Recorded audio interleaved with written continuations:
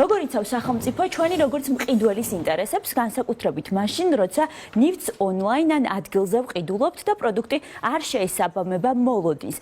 ბოლო 10 თვის განმავლობაში კონკურენციისა და მომხმარებელთა დაცვის სააგენტოში 222 საჩივარი დაფიქსირდა, 111 საქმეზე კი ჯარიმა დაეკისრა კომპანიებს მომხმარებელთა სასარგებლოდ. ამათ ამაროვი საქართველოს კონკურენციისა და მომხმარებელთა დაცვის სააგენტოს მომხმარებლის უფლებების დაცვის დეპარტამენტის უფროსის მოადგილე შემოგვიერთდება ახლა ჩვენ სტუდიაში, რომელიც მოგვიყვება კონკრეტულ მაგალითებზე, გვეტყვის როგორ იცავს სააგენტო მომხმარებლის უფლებებს და როგორ შეგვიძლია თავად დავიცვათ საკუთარი ინტერესები. დილამშვიდობისა. მადლობა რომ ხართ ჩვენთან ერთად. აი საინტერესო ამ 222 საჩივრიდან რომელი დარღვევებია ყველაზე ხშირი? კი ბატონო, თქვენ სწორად აღნიშნეთ, რომ განცხადებები შემოდის სააგენტოში ყოველდღიურ რეჟიმში.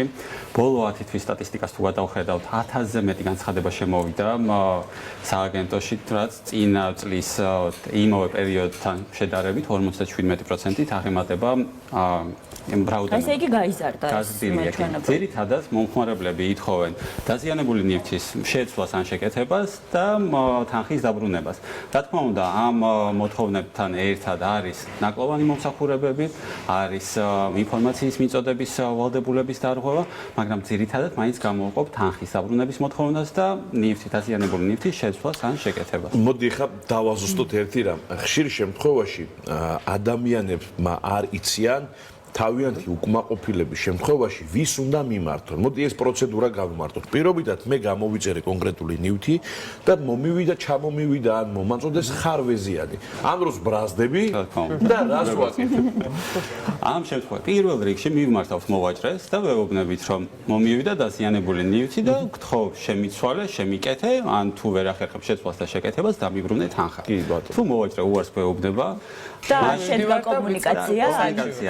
ამ შემთხვევაში არსებობს კონკურენციისა და მომხმარებლის დაცვის სააგენტო, რომელიც ზუსტად განიხილავს ასეთი ტიპის განცხადებებს და გვაქვს ძალიან მარტივი ფორმა, რომელიც არის განთავსებული ჩვენს ვებ-გვერდზე. ნებისმიერ მომხმარებელს შეუძლია შევიდეს, შეავსოს ელექტრონულად ეს განცხადება.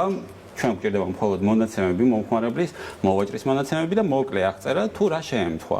გამოვაგზავნის ელექტრონულ ფოსტაზე და ჩვენ უკვე ვიწყებთ საქმის შესწავლას, რა დროსაც მივმართავთ მოვაჭრეს, ვთხოვთ ინფორმაციას, მტკიცებულებებს და ვიღებთ შესაბამის გადაწყვეტილებას. განხილვას. ვიცით რა მაინტერესებს, ახლა ალბათ უფრო ლოგიკურია ვივარაუდოთ, რომ ესეთი ხარვეზები უფრო მეტად ფიქსირდება ონლაინ ვაჭრობისას, იმიტომ რომ აქ ნივთს ვერ ხედავთ, ვერ ვამოწმებთ და მაინც უფრო მეტად ვენდობით ფოტოს და მომწოდებელს, ხომ? არსებობს თუ არა გონივრული ვადები ამ საჩივრის დაწერის, იმიტომ რომ შეიძლება ამ სახში ვერ დავხვდე. ჩაიბარა ჩემო ოჯახის წევრმა, მე ვერ გავხსნა და 5 ან 10 დღის შემდეგ აღმოვაჩინე, რომ არის ნივთი დახარვეზებული. აი ეს გონივრული ვადები არის თუ არა და ამ შემთხვევაში რას ვაკეთებთ? კი, რა თქმა უნდა, და თქვენ სწორად აღნიშნეთ, რომ ონლაინ სივრცეში გაცილებით მარტივია მომხმარებელი შევიდეს შეცდომაში, ან მიიღოს განსხვავებული ნივთი, იმიტომ რომ ვერ ვეხებით, ვერ იმ კატეგორიიდან რა გამოვიწერე, რა ჩამოვიდა ეს კატეგორიაში რომ არ უნდა ონლაინ სივრცეში სხვათა შორის კომენტარები ამოვიკითხე, წერდნენ რომ დაახლოებით 2 წლის წინ შევიძინე ოქრო და ახლა აღმოვაჩინეთ რომ ეს არ ყოფილა ოქრო. აი ამ ვადაში როგორ ხდება, ბაბიმ სწორად დაგისვათ კითხვა, ხო ვადები როგორ არის განსაზღვრული? კანონი ითვალისწინებს ასეთ ვადას. ყველა ნივთზე მიუხედავად ამ ნივთის ღირებულებისა კანონი ანიჭებს მომხმარებელს 2 წლიან საგარანტიო ვადას, რაც ნიშნავს იმას, რომ 2 წლის განმავლობაში თუ ჩვენ აღმოვაჩინეთ, რომ ნივთი დაზიანებულია, ეს დაზიანება შეიძლება იყოს ფარული და გამოვლინდეს დაუშვათ რამოდენიმე თვის შემდეგ, ხო, განსაკუთრებით ექსპლუატაციის შესვლის შემდეგ. მაგალითად, ტექნიკის შემთხვევაში, ხო, შეიძლება პირველი თვე იმუშავოს, მაგრამ თავდაპირველი ნაკლი გქონდეს და მეორე ან მესამე თვეს დაზიანდეს. რაღაცას ჩაგეკითხებით აქვე. ეს ეხება ყველა ტიპის ნივთს, ან იმიტომ რომ სტანსამოსი მაინც ისეთი ცვეთადი რაღაცა არის, ამიტომ ტექნიკაზე შეიძლება იყოს 2 წელი. სტანსაცმელი მაინც შეიძლება მე თვითონ დავაზიანო და მე ვიჩივ. აი ამ შემთხვევაში რა ხდება? კანონი ვერ დაყოფს და ვერ განსაზღვრავს დაუშვათ სტანსაცმელს. ქსოვილის და ტექნიკის შემთხვევაში. ამიტომ 2 წლიანი გარანტია აქვს აბსოლუტურად ყველა მომხმარებელს, თუმცა აქ არის დათქმა. პირველ 6 თვეში თუ აღმოვაჩენთ დაზიანებას, ნაკლს ან ნებისმიერ შეუსაბამობას, ამ შემთხვევაში მოვაჭრემ უნდა გვიმტკიცოს, რომ გადასცა მომხმარებელს უნაკლო ნივთი, დაუზიანებელი ნივთი. ხოლო 6 თვის შემდეგ თუ აღმოვაჩინეთ, უკვე ჩვენზე იქნება მომხმარებლებზე იქნება პასუხისმგებლობა და ჩვენ უნდა ვამტკიცოთ, რომ როდესაც მივიღეთ ნივთი, კი ბატონო. ერთი შეკითხვა მაქვს. თუ აღნიშნული საჩივარი გაკეთების სურვილი გამიშთა არა უშუალოდ ნივთზე, არამედ მომსახურეობაზე. დამიგვიან და თქვათ ისე დროს მომიტანა, როცა მე მეძინა და გამაღვიძა. ან აი ასეთი ფორმით, ეს ჩვეულებრივი დისკომფორტია სხვათა შორის და ძილთან დაკავშირებით არ ამგონია რომ თქვენ უნდა იცინოდეთ. განსაკუთრებით მაშინ, როდესაც იმედის დილოში მუშაობთ და ძალიან ადრე იწყებ სამუშაოს. თუ არის განხილვადი პროცესი რა თქმა უნდა და ერთ-ერთი განცხადება გამახსენდა ზუსტად ამ დაგვიანებაზე, კურიერი მირეკავდა დილის 7 საათზე, რა თქმა უნდა მეძინა და ვერ ჩავიბარე ნივთი და ამას ედავებოდა. აქ ყველაზე მნიშვნელოვანი და მთავარი არის ის, რომ ჩვენ შეგვიძლია მივმართოთ კონკურენციისა და მომხმარებლების დაცვის სააგენტოს მიუხედავად იმისა, მოგვადგა თუ არა უშუალო ზიანი.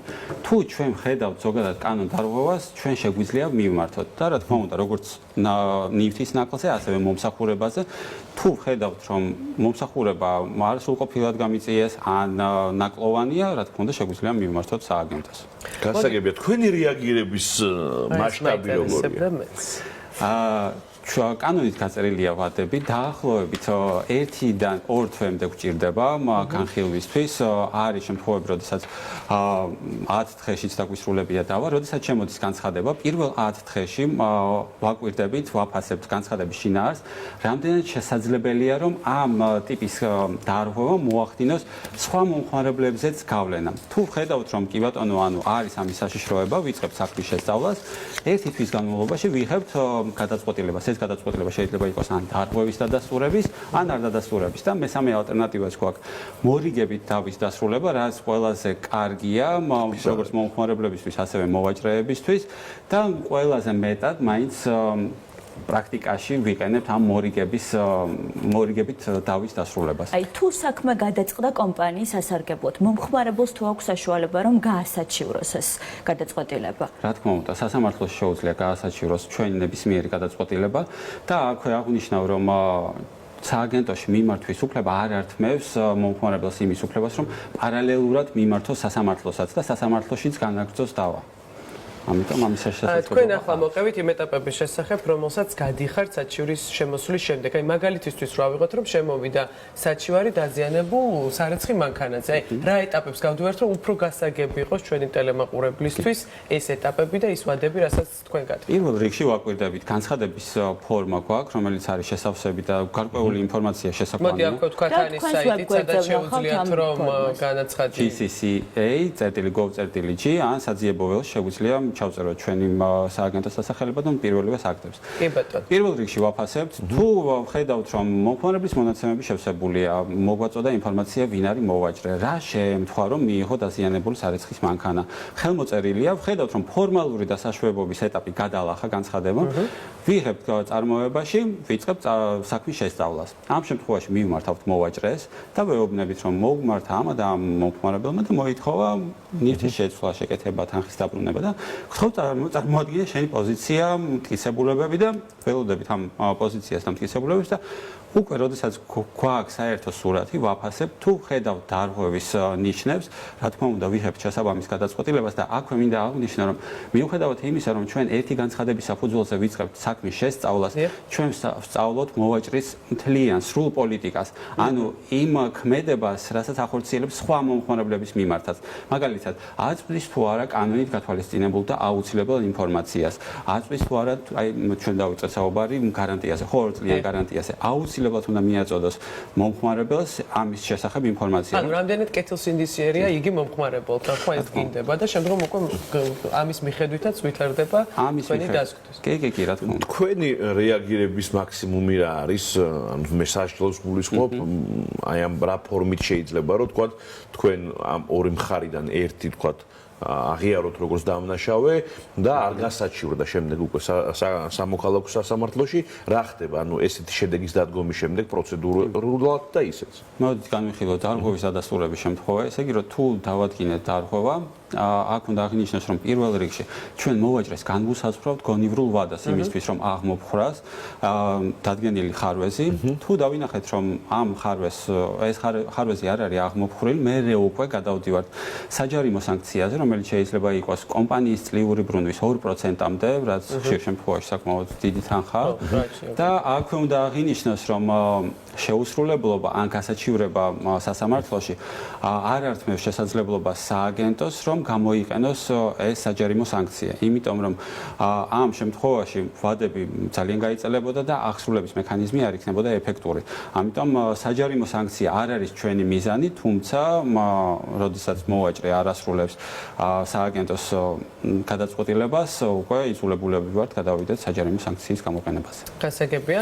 იცით რა არის, თქვენ ახსენეთ, რომ ყოველწლიურად იზრდება, ასე ვთქვათ, საჩივრების და მომართვიანობის რიცხვი. ხო, ეს მგონია, რომ ერთმნიშვნელოვნად განპირობებულია იმით, რომ ადამიანები უფრო მეტად იგებენ თავიანთი უფლებების შესახებ. აი დღეს ახლა თუ არიან ადამიანები, ვინც არ იციან, როგორ დაიცვან თავი და როგორ მართონ, ხო, ამ შემთხვევაში დაზიანებული ნივთისა თუ სხვა პრობლემის შემთხვევაში, როგორ დაიცვან თავიანთი უფლება.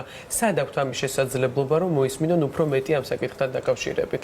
ჩვენი კანონი აღმოქმედა 2022 წელს და სულ რაღაც 3 წელია რაც მოქმედებს და რა თქმა უნდა ერთ-ერთ გამოწვევად რჩება ცნობიერების ამაღლება. ამისთვის ვაკეთებთ მაქსიმუმს, ჩავდივართ სხვადასხვა ქალაქებში, სოფლებში, დავდივართ სკოლებში და მაქსიმალურად ვცდილობთ, რომ ავუმაღლოთ მომხმარებლებში ცნობიერება. თუმცა, რა თქმა უნდა, გვაქვს ალტერნატივა, არსებობს ჩვენი საიტი, სადაც ყოველდღიურ რეჟიმში ქვეყნდება ყველა ჩვენი გადაწყვეტილება თავისი დასაბუთებით არის საჯარო, გამოქვეყნებულია ჩვენს ვებგვერდზე და ყველა შეუძლია გაეცნოს. გარდა ამისა, ჩვენ გვაქვს არაერთი საინფორმაციო ვიდეო რგოლი, ასევე მოკლე ბუკლეტები, ფლაიერები, რომელიც განთავსებულია ჩვენს ვებგვერდზე. მოკლე მონახაზია, მაგალითად, წლის დასაწყისში დავადგინეთ კონკრეტული სტანდარტები და მოწერილი გვაქვს თუ როგორ უნდა მოქმედებდეს მოვაჭრე. ამიტომ ნებისმიერ მსურველს შესაძლებლობა აქვს ესტუმროს ჩვენს ვებგვერდს და გაეცნოს სიახლეებს და არსებულ რეგულაციებს. ბოლოს კონფერენციის შესახებ ვკითხავთ. 13 და 15 ნოემბერს გაიმართება მეოთხე საერთაშორისო კონფერენცია მომხმარებლების უფლებების შესახებ და აი ამ კონფერენციის შესახებაც რომ მოვუყვეთ ჩვენს მაყურებელს. ძალიან მნიშვნელოვანი კონფერენცია არის, მეოთხე ტარდება უკვე 2022 წლიდან. ამ კონფერენციის ფარგლებში ზუსტად ვსაუბრობთ კონკურენციისა და მომხმარებლის დაცვის საკითხებზე, გამოწვევებზე, ვუზიარებთ ერთმანეთს გამოცდილებას.